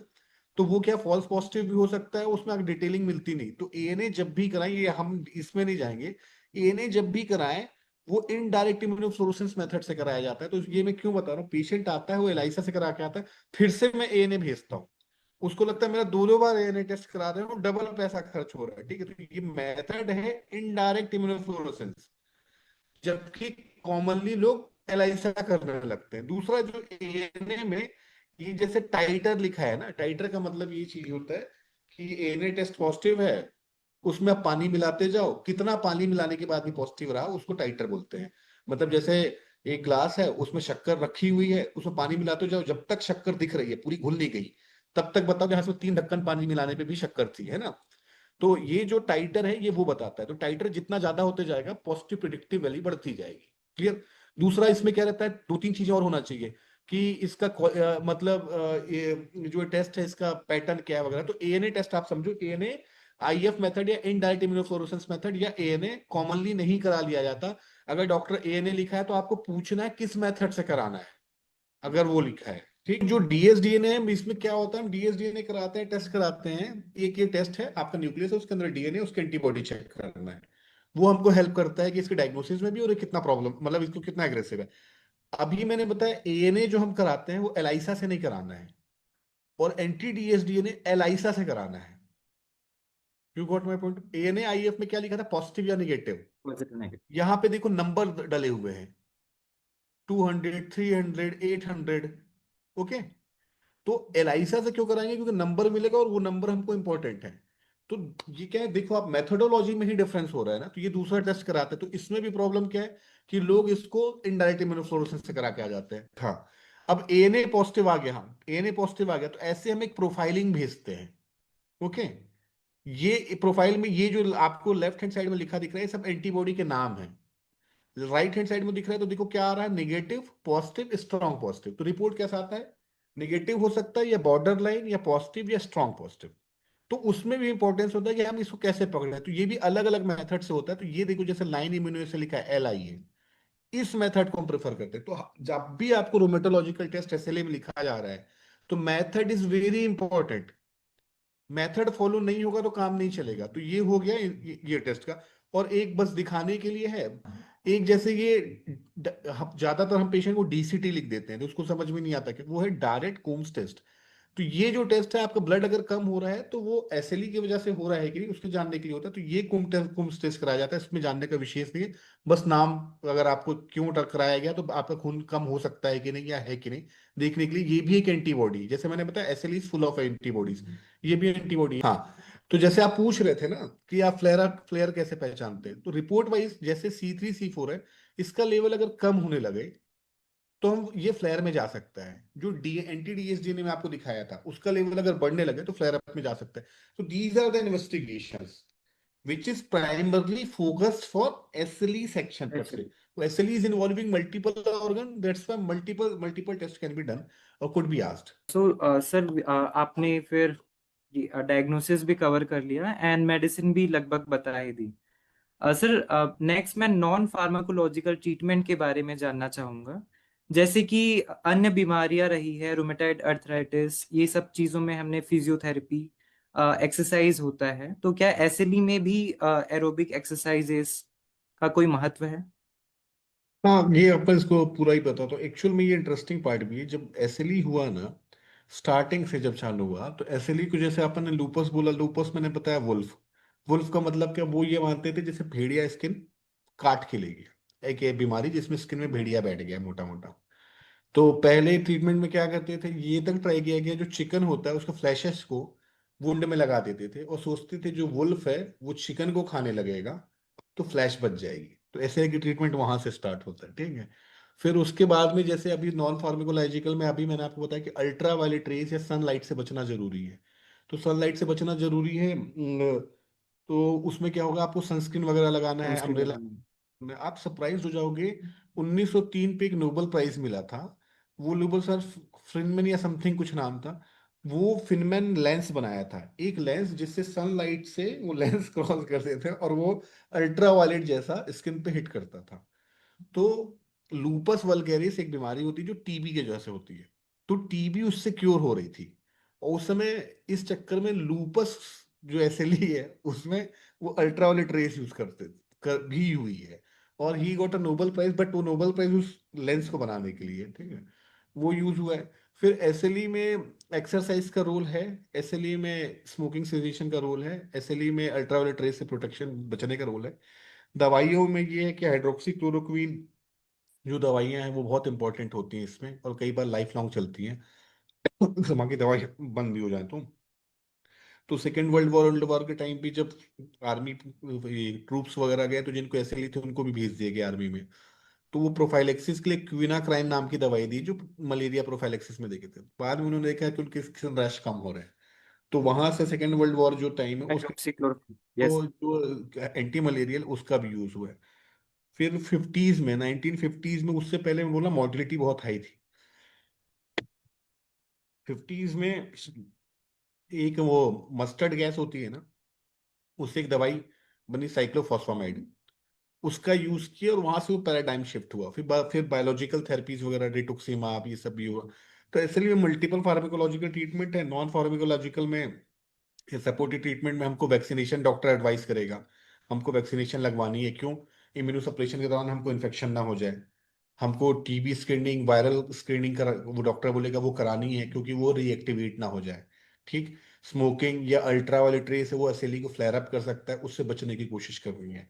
जो डिप्रेशन, एंग्जाइटी, मतलब जो इंसोम्निया है, और चूंकि आपको क्रोनिक प्रॉब्लम है, आपको एंग्जाइटी भी हो सकती है, तो वो जो प्रॉब्लम है वो फ्लेयर अप कर सकता है। तो योगा हो गया, मेडिटेशन हो गया, हेल्दी लाइफ स्टाइल हो गया, वर्क प्लेस, ऐसा नहीं कि इसलिए तुम्हें जॉब नहीं जाना है, नॉर्मल होना चालू हुआ तो आप वापस से नॉर्मलाइज करिए लाइफ को, डे टू डे में पीस करिए लोगों के साथ में। तो ये सब उसके ट्रीटमेंट होते हैं। क्योंकि आप एंग्जाइटी, क्योंकि ये SLE क्या है, SLE बहुत, जैसे SLE का प्रेवलेंस है 10 लाख लोगों में से 75 से 150 लोगों को है। सॉरी, 1 लाख में 75 से 150 लोगों को है। तो जो आपको SLE, तो आपको दूसरा SLE आसपास कहाँ मिलेगा, नहीं मिल रहा है। तो सपोर्ट ग्रुप वगैरह जो है यूट्यूब वगैरह में, और फेसबुक वगैरह में जो सपोर्ट ग्रुप होते हैं उन सपोर्ट ग्रुप से जुड़ें, और एंग्जाइटी वगैरह का तो all these are the parts of the treatment. Sir जैसे कि देखा गया है females are more prone to SLE as compare to males. Sir जब फीमेल्स प्रेगनेंसी प्लान कैसे कर सकती हैं एसएलई के हेलो। दौरान, जैसे हेलो। हाँ हाँ, यस। गेटिंग। सर तो मैं पूछना चाहूंगा कि जो फैमिली प्लानिंग हो रही है उसके दौरान कौन कौन से उनको प्रिकॉशंस रखने चाहिए, और उनको कौन से मेडिसिन जो है वो अ, ये, कुछ मेडिसिन जैसे कि कम होती है या ज्यादा होती है ऐसा। एसएलई में क्या है, कुछ मेडिसिन के साथ आप प्रेगनेंसी प्लान नहीं कर सकते स्टार्टिंग में। तो जब पहले तो आपकी, first of all SLE is a risky pregnancy. आपकी तो पहले कंडीशन, पहले प्रिस्क्रिप्ट पहला तो ये, आपकी एसएलई कंट्रोल में आनी चाहिए। कंट्रोल में आने के बाद से लेके जब आप कंट्रोल में आ गए हो, फिर आपको जो प्रेगनेंसी सेफ मेडिसिन है मैं उसमें आपको ट्रांसफर करूंगा, कुछ मेडिसिन को हटाऊंगा, कुछ मेडिसिन को प्रेगनेंसी सेफ मेडिसिन ट्रांसफर करूंगा। उसमें 6 महीना देखूंगा आपको फ्लेयर अप तो नहीं हो रहा है, फिर आप फैमिली के लिए प्लान कर सकते हैं। दैट इज नंबर वन, ठीक। दूसरा, एसएलई में 1/3 केस में एक एंटी फॉस्फोलिपिड सिंड्रोम नाम की बीमारी हो सकती है। वो क्लिनिकली साइलेंट हो या क्लियर हो एक जरूरी नहीं। तो एंटी फॉस्फोलिपिड सिंड्रोम क्या होता है, जो कई प्रेग्नेंट फीमेल है उसमें रिकरेंट प्रेगनेंसी लॉस जो हो रहे हैं, या प्रेगनेंसी में जो हाई रिस्क प्रेगनेंसी होती है जिसको एक्लेप्सिया वगैरह बोल रहे हैं, बीपी शूट अप कर जाना, ये वगैरह सीजर्स वगैरह आ जाना, तो उसके पीछे जो कारण है वो मतलब उनमें से एक कारण एंटी फॉस्फोलिपिड सिंड्रोम भी है। तो पेशेंट को एंटी फॉस्फोलिपिड सिंड्रोम वगैरह तो नहीं हो रहा है। दूसरा, एसएलई अगर आपको है तो आपके अंदर मल्टीपल एंटीबॉडीज को चेक किया था, कहीं अंदर आपके अंदर एक रो 52 नाम की एंटीबॉडी तो पॉजिटिव नहीं है। क्योंकि अगर वो रो 52 नाम की एंटीबॉडी पॉजिटिव है तो जो बच्चा है उसको पेट के अंदर ही हार्ट ब्लॉक हो सकता है। ओके। तो हाँ, अगर वो पॉजिटिव है तो उसके उसके उसके अल्ट्रासाउंड का हम लोग मतलब जो टू इकोस को मॉनिटर करते हैं, फीटल इकोस को मॉनिटर करते हैं, उसकी मेडिकेशन अलग होती है। तो एसएलई में प्रेगनेंसी जो है वो ऑलवेज डॉक्टर की सलाह पे और ऑब्जर्वेशन पे होनी होती है। एसएलई में ऐसे वो नहीं, तो प्रेगनेंसी ये एक तो इसमें खुल के बात करना है डॉक्टर से, और उसमें प्रॉपर जो वो प्रिकॉशनरी मेजर बोल रहे हैं वो फॉलो करना है। ठीक है, ये सब चीजें हैं। कई मेडिसिन बंद भी करनी पड़ती हैं, चीजें होती हैं, कई बदलनी पड़ती हैं। सेफ मेडिसिन में कई वाली चीजें होती है, पर मैं बाकी तो डिटेल मेडिसिन करें, लेकिन इतना आप मान लीजिए, जो एसएलई के अगर पेशेंट है, हाइड्रोक्सी क्लोरोक्विन एक मेडिसिन है जो प्रेगनेंसी में सेफ है, और वो चलती है और चलानी है, ये नहीं कि उसको बंद करना है। तो ये जो, क्योंकि इवन हार्ट ब्लॉक तक को अगर मान लो आपका टेस्ट नहीं हो पाया तो उसको तक वो थोड़ा सा कम कर सकता है। Sir hmm. हमको ऑडियंस से क्वेश्चंस आए हैं। सो हाँ, फर्स्ट क्वेश्चन है sir, what is the risk of kidney damage in lupus. Kidney डेज में एसिली जो है ना वो अप टू 50% केस में किडनी को इन्वॉल्व करता है। फिर अप टू 50% केसेस में कई बार एसिली का प्रेजेंटेशन ही किडनी इन्वॉल्वमेंट के साथ होता है। तो एसिली में क्लिनिकल किडनी का इन्वॉल्व, देखो आपको समझना पड़ेगा, एसिली में जो मोर्टिलिटी का जो रीजन है उसमें बहुत बड़ा रीजन किडनी इन्वॉल्वमेंट है। तो द डे पेशेंट डायग्नोज होता है एसिली का, हम लोग स्क्रीनिंग करना चालू कर देते हैं रीनल इन्वॉल्वमेंट की। ये नहीं कि वेट करना आपकी किडनी कब इन्वॉल्व होगी, वो स्टार्ट से, और जब आप फॉलो अप में आते रहते हैं तो बीच बीच में आपका किडनी फंक्शन टेस्ट किया जाता है। तो यूजुअली मेन प्रॉब्लम क्या है, इसको ग्लोमेरुलोनेफ्राइटिस बोलते हैं। मतलब सीधा सीधा ये है, जो आपकी नेफ्रॉन्स है, जो छन्नी है, वो डैमेज होने लगती है, तो शरीर के अंदर का जो प्रोटीन है वो यूरिन से लॉस होने लगता है। अब प्रोटीन जो लॉस होने लगता है, और ब्लड जो है वो नॉर्मली यूरिन में नहीं जाना चाहिए, वो ब्लड वहां छन्नी से लॉस होकर यहाँ आना चालू होता है, तो उसे किडनी डैमेज होना, किडनी किडनी वगैरह डैमेज होती है। तो एसएलई में 50% किडनी इन्वॉल्व होती है, 30% बहुत सीवियर इन्वॉल्व हो सकती है। SLE 20 to 25% initial presentation kidney के साथ ही लेके आ सकता है, और किडनी की फ्रिक्वेंट मॉनिटरिंग एसएलई में बहुत जरूरी है। सर आप ये पहले ही बता चुके हैं बट एक क्वेश्चन फिर से आया है, can anaemia and joint pain could be symptoms of SLE. Definitely. और ये जो डुओ है, मतलब ये जो क्लिनिकल प्रैक्टिस जो होती है, हम लोग जो लगातार प्रैक्टिस करें, उसमें एक मेजर चंक जो है, एक सेक्शन ही है जो जॉइंट पेन, थोड़ा सा स्किन रैश, और सीवियर एनीमिया और फीवर। मतलब एक वैसे नहीं बोल रहा ऐसा कुछ उसमें, लेकिन एक जो मैंने चंक देखा है, इस टाइप से जो बच्चे होते हैं, और ये फीमेल पेशेंट है, फीवर आ रहे हैं, स्किन में रैश है, जॉइंट पेन हो रहा है, खून की कमी हो रही है, और इवन जॉइंट पेन केवल खून की कमी भी, और खून की कमी हल्की फुल्की नहीं, सीवियरली खून की कमी हो सकती है। ठीक है, तो जैसे इतना ब्लड टूटे कि इवन पेशेंट को जॉन्डिस तक दिखने लग जाए। तो एनीमिया, डेफिनेटली एनीमिया जॉइंट दोनों के तो आराम से ऐसे प्रेजेंटेशन और स्ट्रॉन्ग प्रेजेंटेशन है। इवन हिमेटोलॉजिकल जो प्रेजेंटेशन है वो अप टू 90% तक हिमेटोलॉजी प्रेजेंटेशन होता है। आई am not talking about serious, अगर केवल ब्लड की पैरामीटर की प्रॉब्लम हो तो 90% एसएलई ब्लड पैरामीटर की प्रॉब्लम है। उसमें से 30 से 40% को सीवियर एनीमिया या सीवियर प्लेटलेट की कमी, जिसे थ्रोम्बोसाइटोपिनिया या डब्ल्यूबीसी कमी, जिसको लिम्फोपेनिया, लीकोपेनिया ये बोलते हैं, ये हो सकती है। So next question is, I had one episode of lupus nephritis, now recovered. What could be the side effect of medicine and chances of relapse? Lupus nephritis में ऑलवेज विजिलेंट होना होता है, और जो लूपस नेफ्राइटिस में अगर आपका treatment किया है और ट्रीटमेंट करने के बाद आप रिकवरी पे आ गए हैं, तो हम लोग कोशिश क्या करते हैं, अ, उसमें कोशिश क्या करते हैं कि आपको 3 से 5 साल तक तो मिनिमम वो मेडिसिन चलती रहे जो उसमें इन्वॉल्वमेंट में होता है किडनी में। तो तो उसमें ये है कि आपको क्या हुआ, आपको ऑब्जर्वेशन देखना पड़ेगा, उसके आधार पे होगा। So next question is, my sister is diagnosed with SLE. What are the chances of me having it? Family history ऐसे की होती है, पर इतनी स्ट्रांग नहीं होती जितनी एंकाइलोसिस स्पॉन्डिलोलाइटिस या इवन रोमेटॉइड आर्थराइटिस की। यूजुअली एक फैमिली में जो कॉन्जेनिटल ऐसे लीक होती है, जो जेनेटिक्स होती है, यंग एज में आ जाती है, पर बहुत कॉमन नहीं है। हमने क्लिनिकल प्रैक्टिस में 2 या 3 पेशेंट ही देखे हैं जो सिबलिंग्स में हमने देखे हैं। So next question is, during the COVID, suffered with lung fibrosis. Few months ago, started with arthritis. Is it SLE? I'm getting evaluated for the same. नहीं, इट्स नॉट ओनली एसिलिक में एक कनेक्टिव टिश्यू डिसऑर्डर होता है, तो connective tissue disorder के कई arm होते हैं, है ना। तो उसमें जो सबसे एग्रेसिव आर्म है वो एसएलई होता है। जो दूसरे आर्म होते हैं उसमें जॉगरन सिंड्रोम, ये अलग चीज होती है, जिसमें लंग फाइब्रोसिस, जॉइंट पेन, ये सब इन्वॉल्व होता है। और जो ऐसा आपने जितने क्वेश्चन पूछा उनको ऑब्जर्वेशन रिच है। पोस्ट कोविड एरा में ऑटो इम्यून प्रॉब्लम्स बढ़ी हैं पोस्ट कोविड एरा में, इवन कोविड सफरर्स में भी। और normal after the I am not, it's not about it's due to vaccine और ये वाला, but due to viral infection और ड्यू टू वैक्सीन और due to anything, auto immunity overall बढ़ी है। तो आपको अगर कोविड था, फाइब्रोसिस हो रहे थे, आपको ज्वाइंट पेन होना हो रहा था, तो उसको हम केवल ऐसे ही के लिए डायग्नोस नहीं कर रहे हैं सर। वो कनेक्टिव टिश्यू डिसीज में विभिन्न प्रकार का हो सकता है, तो वो आपको कोई दूसरी प्रॉब्लम भी हो सकती है, और एसएलई के लिए भी लुक आउट करना जरूरी है। तो नेक्स्ट क्वेश्चन है, मैं 33 साल की फीमेल हूं और जब भी मैं ज्यादा धूप में जाती हूं लूपस फ्लेयर अप हो जाता है। डेली लाइफ में इसे कैसे प्रिवेंट कर सकती हूँ? ये जैसे अपन ने पहले डिस्कस किया था कि जो अल्ट्रावायलेट रेस है, अल्ट्रावायलेट रेस केवल धूप में जाने वाला नहीं, इवन आप सिस्टम यूज कर रहे हैं, वो जो ये रेस है ये दैट कैन प्रेसिपिटेट ये एसएलई ऑल्सो। तो एक तो आपको हैबिट डालना पड़ेगा कि जो सन एक्सपोज्ड एरिया है, जो शरीर के वो एक कपड़े एरिया जो उसको हम कपड़े से नहीं ढक सकते, उसमें आप सनस्क्रीन लगाना है। आपको सनस्क्रीन में जो एसपीएफ है, सन प्रोटेक्शन फैक्टर, वो 50 या उससे ज्यादा। Okay, that is number 1। Number 2, आप अम्ब्रेला की हैबिट डालिए जिससे आपको धूप डायरेक्ट ना लगे। नंबर 3, आप फुल क्लॉथ और फुल स्लीव से क्लॉथ पहने, ठीक। नंबर 4, आप लूज क्लॉथ ज्यादा प्रेफर करें रादर देन टाइट क्लॉथ से। क्यों? टाइट क्लॉथ डायरेक्टली स्किन से कांटेक्ट होगा, ट्रांसमिशन ज्यादा हो सकता है। आप लाइट कलर्स के क्लॉथ पहने।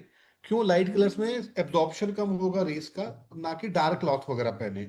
और वूलन और लेयर, मल्टी लेयर, जैसे इस समय ठंड है तो मल्टी लेयर्ड क्लॉथ्स पहने, मल्टी लेयर्ड ये क्लॉथ्स वगैरह ये। और सनलाइट से मैडम डेफिनेटली बचना पड़ेगा। विटामिन डी के सप्लीमेंटेशन आपको दिए जाएंगे। आपके हाथ में जो है वो है आपको अल्ट्रावायलेट रे से प्रोटेक्शन, तो that is very important. Sir next question है, मैं 27 साल की फीमेल हूँ जिसे लूपस है और ट्रीटमेंट के बावजूद फ्रीक्वेंट फ्लेयर अप हो रहे हैं। क्या बायोलॉजिक्स मेरे लिए एक ऑप्शन हो सकते हैं? मैडम डेफिनेटली, और इसमें एसएलई में हमारा टारगेट, हमारा गोल ही है आपके फ्लेयर अप्स को बंद करना, और उसको साइलेंटली नहीं देखना होता है। तो आपको डिफरेंट डिफरेंट मेडिसिन होती हैं। तो बायोलॉजिक्स के जो ऑप्शन है होते हैं, कई आपके डिफरेंट डिफरेंट ऑर्गन इन्वॉल्वमेंट होते हैं एसएलई में। हमको बायोलॉजिक्स कई बार डिफिकल्ट टू ट्रीट एसएलई जो होता है ना। एसएलई भी मैं बताया हेटेरोजीनियस है, कुछ बिल्कुल माइल्ड एसएलई होती है। एसएलई है थोड़ा बहुत स्किन इन्वॉल्वमेंट हुआ, थोड़ा बहुत जॉइंट इन्वॉल्वमेंट हुआ, बेसिक मेडिसिन चली, नॉर्मल हो गया, इवन रोमेटाइड आर्थराइटिस जैसे ट्रीटमेंट में भी ठीक चल रही है। एक ऐसे लिए थोड़ा मॉडरेट टाइप का हुआ जिसमें ओरल मेडिकेशन जो खाने वाली होती है, जो बॉडी को टॉलरेट कर गई, उसमें मैनेज हो गया। एक एसएलई है जिसमें इंजेक्टेबल फॉर्म में जाना पड़ रहा है, और इंजेक्टेबल में जो नॉर्मल इंजेक्टेबल है उससे कंट्रोल नहीं हो रहा है, तो बायोलॉजिकल के तरफ जाना पड़ सकता है। और कंबाइंड भी किया जा सकता है, हो सकता है दो दवाइयों के एक साथ कंबाइंड किया जाए, हो सकता है एक बायोलॉजिकल को दूसरी मुंह से खाने वाली मतलब अलग दवाइयों से कंबाइंड किया जाए। तो मल्टीपल ऑप्शंस हैं, और वो देखना पड़ेगा। वो पर्सनली आप डॉक्टर, एक रोमेटोलॉजिस्ट की प्रॉपर सलाह दीजिए और फॉलो अप कीजिए, और उसमें ज्यादा हेजिटेट मत होइए अगर आपको रिकल फ्लेयर हो रहे हैं, तो that is not good. We have got many female audience here sir. Next question is, मैं 30 साल की फीमेल हूँ और रिसेंटली मुझे लूपस डायग्नोस हुआ है। क्या मुझे लाइफ लॉन्ग मेडिसिन लेनी पड़ेगी? मैडम, जैसे आपको पहली बात तो ये है कि ये एसएलई जो है दैट इज ये अपन कंट्रोल कर लेते हैं, कंट्रोल में होना चाहिए। जो गाइडलाइन वगैरह होती है, जो नॉर्मल मिनिमम बेयर मिनिमम जो है, आपको हम रिमिशन पे ला सकें। रिमिशन मतलब आपकी डिसीज कंट्रोल कर ले, कंट्रोल करने के बाद से 3 to 5 years तक ट्रीटमेंट हमको कंटिन्यू चलाना होता है। उसके बाद अगर आपको फ्लेयर अप नहीं हो रहा है, बीच बीच में आपकी एसएलई नहीं बिगड़ रही है, आपकी डिसीज कंट्रोल में, तो ग्रेजुअली हम दवाइयां टेपर कर सकते हैं। सो यूजुअली आपको दवाइयां चलेंगी, और ये बहुत आप मतलब कुछ केसेस में ऐसा नहीं है, कुछ केसेस में ऐसे ही रिमिशन में भी जाती है। परंतु ऐसे नहीं में रिलैप्स एक प्रॉब्लम है। मतलब क्या है, दवाई चली, लंबी चली, कंट्रोल में आ गया, दवाई पूरी पूरी तरीके से बंद हो गई, फॉलो अप बंद हो गया, फिर वो रिलैप्स करके प्रॉब्लमेटिक किया। तो ऐसे लिए बहुत ऑब्जर्वेशन के साथ चलना पड़ता है। और ऐसे लिए में मैडम, लाइफ लॉन्ग अगर दवाई चल, ऐसे लिए में कई बार चलानी पड़ती है, चल जाती है, परंतु ये कॉम्प्लिकेशन बहुत कॉम्प्लिकेशन नहीं होते हैं, आप कंट्रोल में हो जाते हैं। आप normal life expectancy, normal life जी एकदम नॉर्मल लाइफ रह सकते हैं। Do you know the Kylie Minogue, a singer? Yes sir. Kylie Minogue को भी ऐसे ली है। You you know that thing. So ये ऐसा नहीं है कि आप इसके साथ में वो नहीं कर सकते, सर्वाइव। और ऐसे ही अब तो उसका काफी अच्छा ट्रीटमेंट और सर्वाइवल होता है। तो फर्स्ट, प्लीज दिमाग से टेंशन हटाओ। सेकेंड चीज है, ये डायबिट अपने आप को ऐसा मानिए कि जैसे डायबिटीज में लाइफ लॉन्ग मेडिकेशंस होती हैं, या हाइपरटेंशन में, या हार्ट की प्रॉब्लम में, एसएलई में भी होती है। हाँ, बट ये है कि चांसेस हैं कि आपकी दवाई बंद भी हो, पर वो चांसेस कम होते हैं। The next question is if the patient is चीज taking एक लास्ट hydroxy. बोलना चाहता हूँ Yes. उस केस में, क्योंकि उनको टेंशन है। बेयर मिनिमम ना, हो सकता है आपको केवल भविष्य मतलब अच्छे कंट्रोल में आने के बाद आप एचसीक्यू नाम के बस टैबलेट पे आप रहे हो जाओ, that is very safe medicine. ऐसा कोई प्रॉब्लम नहीं है। अलग वो अलग बात है जो बोलते हैं, हम लोग उसका कंटिन्यू यूज कर रहे हैं, और वो रिलैप्स भी बचाती है। क्यों? क्योंकि वो बहुत एग्रेसिव इम्यूनो सप्रेशन नहीं होती। वो एग्रेसिव इम्यूनो सप्रेशन नहीं होता है, तो वो आपको फ्लेयर अप भी कंट्रोल करके रखता है। और वो होता है, तो एक वो मेडिकेशन उसके लिए आई चेकअप करने बोलते हैं।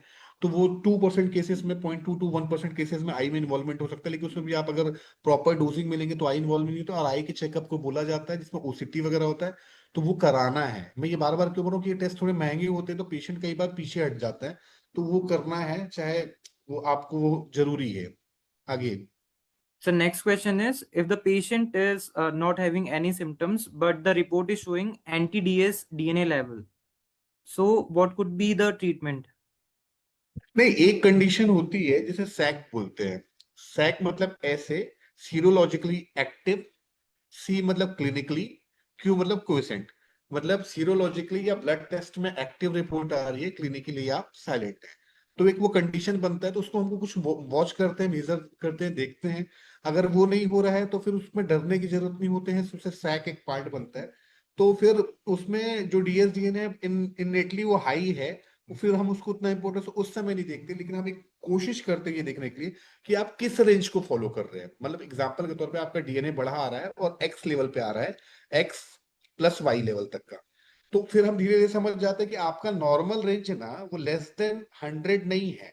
वो शायद नॉर्मल रेंज ही आपका 400 है। फिर हम 400 को भविष्य में टारगेट करते हैं। तो उसमें बहुत ऐसे डरने की जो, अगर देखिए, सबसे पहले क्लिनिकल होता है। मैं बोला पॉजिटिव प्रिडिक्टेबल है, क्लिनिकली डिटोरिएट हो रहा है या वो हो रहा है, और साथ में वो जा रहा है, तब है। अगर ये दोनों बाइसेक्ट हो रहा है, तो उसमें और भी ऑप्शंस होते हैं डरने। अगर जिसने भी क्वेश्चन पूछा है उसको उतना नहीं डरने की जरूरत है। जस्ट फॉलो अप करें, बीच बीच में टेस्ट करें, हम उसमें ट्रीटमेंट इंटेंसिफाई नहीं करते। हम्म। Okay, sir. So next question is, मैं 32 साल की फीमेल हूँ, मुझे बार बार माउथ अल्सर, हेयर फॉल और प्लेटलेट्स कम होने की प्रॉब्लम हो रही है। डॉक्टर को लूपस का डाउट है, इसका कंफर्म डायग्नोसिस कैसे हो सकता है? अभी मैडम, जैसे आपने अभी अपना अगर वेबिनार ये सुना भी होगा, तो उसमें बताया कुछ टेस्ट होते हैं। तो उसमें अप्रोप्रिएटली बेसिस पे ना, जैसे एएनए टेस्ट वगैरह हम कराते हैं, लेकिन एएनए के भी कई मेथड के होते हैं। तो जो मेथड आईएफ मेथड या डॉक्टर से पूछ के रोमेटोलॉजी से वो मेथड, फिर एक एएनए प्रोफाइल होती है, फिर हम आपको थोड़ा क्लोज फॉलो अप करते हैं, फिर आपको ऑटोइम्यूनिटी का टेस्ट पॉजिटिव आ रहा है कि नहीं वो देखते हैं। उस तरीके से आप जो सिम्टोमेटोलॉजी बता रही हैं वो एसएलई, एसएलई में वो सिम्टोमेटोलॉजी होती है, ऐसा नहीं कि नहीं, दैट डजंट मीन कि एसएलई बस है। एसएलई वो हो सकती है, उसमें एएनए का टेस्ट आपके डॉक्टर बोलेंगे। एएनए आईएफ वो स्क्रीनिंग मेथड है, स्क्रीनिंग मतलब अगर वो पॉजिटिव आता है तो और आगे की बात होती है, फिर एएनए प्रोफाइल देखा जाता है। फिर डिसीज एक्टिविटी के लिए आपका कॉम्प्लीमेंट लेवल चेक करते हैं, जिनको C3 C4 बोलते हैं, कहीं वो कंज्यूम तो नहीं हो जा रहे, कम तो नहीं हो जा रहे। एंटीडीएस डीएनए लेवल का टाइटर वगैरह हम देखते हैं कि कितना वो है हो रहा है।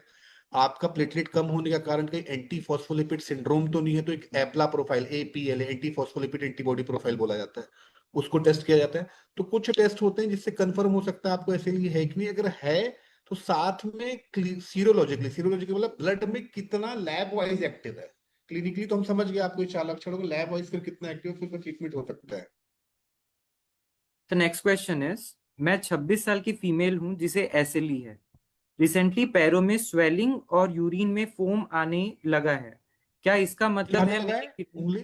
फोम आने लगा है, यूरिन में फोम यूरिन में, आने। यूरिन में फ्रॉथिंग आने लगी है। तो ओके। उनका देखो, पूछना है कि हाँ, उनकी किडनी इन्वॉल्व हो गई है, ऐसा वो जानना चाहते हैं। एज नहीं, ये है कि आपको देखो स्वेलिंग जो है ना, स्वेलिंग हो रहा है, फ्रॉथिंग हो रहा है, वो तो ठीक है। तो वो स्वेलिंग है, उसके लिए एक बार हमको टेस्ट करके, एसिली में जैसे पता है, एसिली जब आपका किडनी को इन्वॉल्व करता है तो उसमें कई तरीके से इन्वॉल्वमेंट हो सकता है, परंतु जो मोस्ट कॉमनली इन्वॉल्वमेंट है मैं वो बता रहा हूँ। जो आपकी किडनी में जो नेफ्रॉन्स होते हैं, जिनको छन्नी कहा जाता है, जो खून छानने का काम करता है, तो छन्नी क्या होती है? आपने उसमें चाय डाला, उसमें चाय पत्ती ऊपर रख गई, पूरी चाय नीचे आ गई, दैट इज अ छन्नी का काम। एसएलई में क्या होता है, छन्नी डैमेज होना चालू होती है तो चाय के साथ चाय पत्ती भी नीचे आ रही है। इट मीन्स यूरिन में प्रोटीन लॉस होना चालू हो जाता है। यूरिन में ब्लड वगैरह, जो ब्लड के different different parts, RBC, WBC, ये सब आना चालू होते हैं। किडनी में क्रिएटिनिन का जो रिपोर्ट होता है, क्योंकि जब आपको छन्नी हो जाएगा तो वो जाम होने लगेगा पूरा सिस्टम। तो किडनी डैमेज हो रही है तो क्रिएटिनिन वगैरह की रीनल फंक्शन टेस्ट वगैरह करके देखते हैं। तो अगर आपको ऐसे लिए लक्षण है तो आपको आपके डॉक्टर आपको यूरिन से प्रोटीन जा रहा है कि नहीं जा रहा है, तो 24 आवर में क्वांटिफाई करके कितना प्रोटीन जा रहा है, ब्लड प्रेशर रेज किया है कि नहीं, वो सब देख सकता है। क्योंकि पाँव में सूजन में एसिली के केवल किडनी कारण नहीं है, एसिली में पाँव में सूजन आपको सीवियर एनीमिया हो रहा है, उसकी वजह से हाइपोन्यूट्रिशन उसमें हो सकता है। अगर नीचे क्लॉट बन रहे हैं एंटीफॉस्फोलिपिड्स की वजह से, उसकी वजह से हो सकता है। कुछ मेडिकेशन है जिसके साइड इफेक्ट होते हैं pedal, you got my point ना, कि कुछ दवाइयां जिनकी वजह से पाँव में एडीमा हो सकता है, वो संभव हो सकता है। तो एक से उसको, अगर आपको वो है, आप अपने डॉक्टर से मिलिए और ये टेस्ट करा के कंफर्म करिए। There is no need, tension मत लीजिए इसमें, ये बेसिकली चेक हो जाएगा। सर नेक्स्ट क्वेश्चन इज, मैं 35 साल की फीमेल हूँ, एसएलई के लिए काफी टाइम से स्टेरॉइड ले रही हूँ। मुझे साइड इफेक्ट की टेंशन है, क्या स्टेरॉइड कंप्लीटली स्टॉप किया जा सकता है? नहीं, आपका देखिए ऐसा है, हमारा जो गोल है ना अंकित, ऐसा है, हम एसएलई में है। ये जो गोल है, जैसे जो गाइडलाइन है, वो गाइडलाइन क्या बोलती है कि 6 महीने में 5 mg या 5 mg से नीचे प्रिडनिसोलोन नाम की दवाई में ले आओ। प्रेफरेबली कंडीशनली अगर बॉडी एक्सेप्ट कर रही है तो उसको जीरो कर दो, दैट इज देयर। फिर क्या होता है, अगर हो ज्यादा ना देना पड़े तो स्टार्ट 40 mg से ज्यादा डोज से ना करो, अगर ज्यादा की जरूरत ना पड़े, मीन्स दी ज्यादा रिकमेंडेशन। तो रिकमेंडेशन कब आती है? रिकमेंडेशन आती है आप हमारे पेशेंट्स के फाइंडिंग से। इट मीन्स कई एसएलई के पेशेंट्स जीरो स्टेरॉइड में आए हैं, कई एसएलई के पेशेंट 6 मंथ में ही लेस देन 5 mg में स्टेबल हुए हैं, तब तो वो गाइडलाइन बोल रही है। कई एसएलई के पेशेंट जिसमें स्टार्टिंग में प्रेडनिसोलोन 40, पहले 60 mg भी देते थे, 1 mg पर केजी बॉडी वेट के हिसाब से, और 100 mg तक जाते थे। तो मान लो आप 60 किलो के हो तो 60 mg से स्टार्ट करते थे। अब वो बोल रहे हैं कि मतलब 40, अगर वो बोल रहे हैं इट मीन्स 40 से भी रिस्पॉन्स आया। तो अगर इम्यूनो सप्रेशन, अभी जैसे अंकित आप बात कर रहे थे immuno suppression, immuno suppression that's very important, क्योंकि प्रॉपर इम्यूनो सप्रेशन अगर हुआ, क्योंकि आपको इम्यूनो सप्रेशन मेडिसिन देनी पड़ेगी, तो आपका स्टीरॉइड सही समय पे बंद हो सकता है। तो एसएलई में हमारा गोल है आपका स्टीरॉइड बंद करना 6 या 7 महीने के बाद, 7 महीने, 8 महीने, साल भर के अंदर। और 6 महीने के अंदर हर हाल 5 mg, 7.5 mg से कम स्टीरॉइड को, प्रेडनिसोलोन को, इसको लो डोज स्टीरॉइड बोलते हैं, या ये बॉडी के डोज। लगभग फिजियोलॉजिकल डोज में होता है। तो वो उतना ऐसा नहीं प्रॉब्लम नहीं करता, लेकिन आपको रिस्क बेनिफिट रेशियो में बेनिफिट ज्यादा कर रहा है। लेकिन हम ट्राई बंद करने का ही करते हैं, तो हमारा गोल वही है कि बंद किया जा सके। अब प्रॉब्लम क्या है कि पेशेंट है, लॉन्ग टर्म स्टेरॉइड चल रहा है, काफी समय से स्टेरॉइड चल रहा है, बार बार लेना पड़ रहा है, डिफिकल्ट टू ट्रीट ऐसे लिए। और कुछ पेशेंट स्टेरॉइड डिपेंडेंट हो जाते हैं, कुछ डिफिकल्ट टू ट्रीट हो जाता है। तो ये सब चीजें, लेकिन गोल तो स्टेरॉइड बंद करने का ही है ऐसे लिए में, ऐसा नहीं कि जिंदगी भर चलाना है। सर नेक्स्ट क्वेश्चन इज, मैं 28 साल की फीमेल हूं और मुझे 2 साल पहले एसएलई डायग्नोस हुआ है। अभी मेरी डिजीज स्टेबल है। मैं प्रेगनेंसी प्लान करना चाहती हूँ। क्या ये सेफ है और मुझे कौन कौन सी प्रिकॉशन लेनी चाहिए? अभी जैसे आपकी स्टेबल है ना, तो अभी आपकी डिसीज स्टेबल है, दैट इज वन। तो अब डॉक्टर क्या करेगा, डॉक्टर आपको वो दवाइयाँ देगा जो प्रेगनेंसी सेफ होती हैं, और वो दवाइयाँ हटाएगा जिसके साथ प्रेगनेंसी डिफिकल्ट है या प्रेगनेंसी नहीं करनी चाहिए। जैसे मान लो माइक्रोफिलेट मोफेटिल पे कॉमन सिनेरियो लेते हैं, यूजुअली एसएलई का पेशेंट माइक्रोफिलेट मोफेटिल, हाइड्रोक्सी क्लोरोक्वीन, ये दवाइयों पे यूजुअली पेशेंट रहता है अगर बहुत एग्रेसिव या नीचे नहीं। तो आपका डिसीज हमने कंट्रोल किया, आपकी डिसीज कंट्रोल में है, कंट्रोल में होने के बाद हम धीरे से माइक्रोफिलेट मोफेटिल को हटा के वहाँ एजाथायोप्रेन या दूसरी प्रेगनेंसी सेफ दवाई इंट्रोड्यूस करते हैं। एस हाइड्रोक्सीक्लोरोक्विन को वो चलने देते हैं। स्टीरॉयड अगर आपका रिक्वायरमेंट 7.5 से नीचे हो, प्रेफरेबली 0 या 5 से नीचे आ गया हो, तो बहुत अच्छा है। तो वो दवाई को फिर 6 महीने तक हम आपको उस मॉडिफाइड, उस न्यू रेजिम पे रखते हैं जो प्रेगनेंसी सेफ है। उसमें अगर फ्लेयर नहीं हुआ तो फिर हम आपको प्रेगनेंसी के लिए आगे अलाउ करते हैं। फिर ब्लड में सीरोलॉजिकली जो एक्टिविटी प्रोफाइल है, जिसमें कॉम्प्लीमेंट लेवल चेक करना, जिसमें डीएनए का लेवल चेक करना, वो करते हैं। एसएलई में जैसे मैं बताया 1/3 केस में फॉस्फोलिपिड एंटी फॉस्फोलिपिड प्रॉब्लम होती है, जिसमें बच्चे को मिसकरेज होने का खतरा होता है, उसको चेक वगैरह करते हैं। और बॉडी में रो 52 वगैरह है कि नहीं। एसएलई पेशेंट्स प्रेग्नेंट होती हैं, उनके बच्चे होते हैं, एसएलई पेशेंट्स में प्रेगनेंसी हाई रिस्क होती है, दैट डजंट मीन कि नहीं, प्रॉपर स्ट्रेटेजी से एसएलई पेशेंट प्रेगनेंसी होती है एसएलई में, डिलीवरी भी होती है अगर आपकी डिसीज कंट्रोल है, होता है। सर लास्ट क्वेश्चन इज, मैं 31 ईयर की फीमेल हूँ। मुझे पिछले 6 महीने से जॉइंट पेन है, फटीग और धूप बढ़ने वाला रैश हो रहा है। मेरी एएनए रिपोर्ट पॉजिटिव है। क्या इसका मतलब है कि मुझे डेफिनेटली लूपस है? नहीं नहीं नहीं नहीं, एएनए का फिर क्या मेथड था और आगे कैसे देना पड़ेगा? देखिए, आपने मेरे को बताया स्किन में रैश हो रहा है, ज्वाइंट में पेन हो रहा है, 6-7 महीने हो गए हैं, धूप में दिक्कत होती है। ये एसएलई हो भी सकती है, ये जॉगरन सिंड्रोम नाम की बीमारी भी हो सकती है। ओके। ये और मेरे को देखना पड़ेगा कि ये सोरियासिस वगैरह तो साथ में नहीं हो रही है।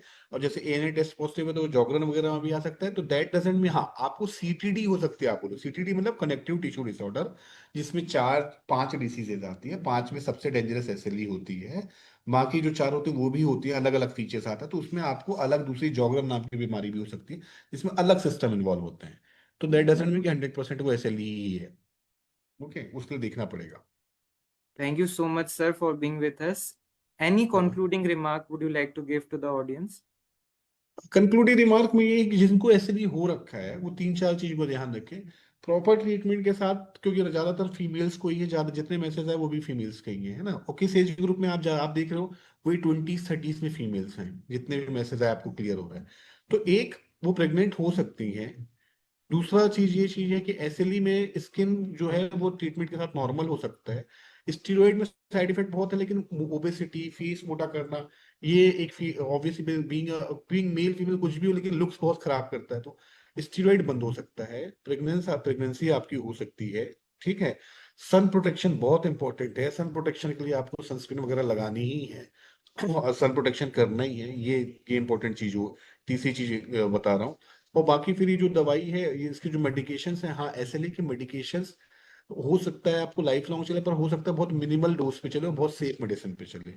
तो एसएलई ये है कि प्रॉपर ट्रीटमेंट के साथ this is a proper treatable disease, और एसएलई के पेशेंट्स लंबा सर्वाइव और अच्छा normal life expectancy, normal life span करते हैं, और डिप्रेशन एंजाइटी से दूर आने की कोशिश, regular exercise, just follow these things. और जैसे आप लोग ने इतना मैसेज किया, आप ग्रुप बनाइए अपना एक, या फिर उन ग्रुप से जुड़िए, वो अपनी प्रॉब्लम से एक दूसरे को सपोर्ट कीजिए। मॉरल सपोर्ट अगर आप करेंगे तो आप भी नॉर्मल होंगे, आपके पेशेंट भी नॉर्मल होंगे, और हेल्दी लाइफ लिए। और लास्ट में happy new year to all, and specially all my SLE patients today, और everybody but specially SLE patients. SLE is so close to my heart. तो एसएलई से रिलेटेड कोई किसी को कोई भी प्रॉब्लम हो, सो ये चैट में या लिख दें भविष्य में मेरे को, या मैं इसको क्लियर करने की कोशिश करूंगा। वो अगर आप लोगों को लगे कि एसएलई पे और भी कोई डिस्कशन करना है या कोई और डाउट हो तो उसको भी पूछिए, हम लोग भी हो सकता है फ्यूचर में प्लान करें उस particular treatment related. Okay, happy new year, नमस्ते। Thank you so much all for joining us today. Stay safe, stay healthy, and wishing everyone healthy year ahead. Thank you, sir. Thank you so much Ankit.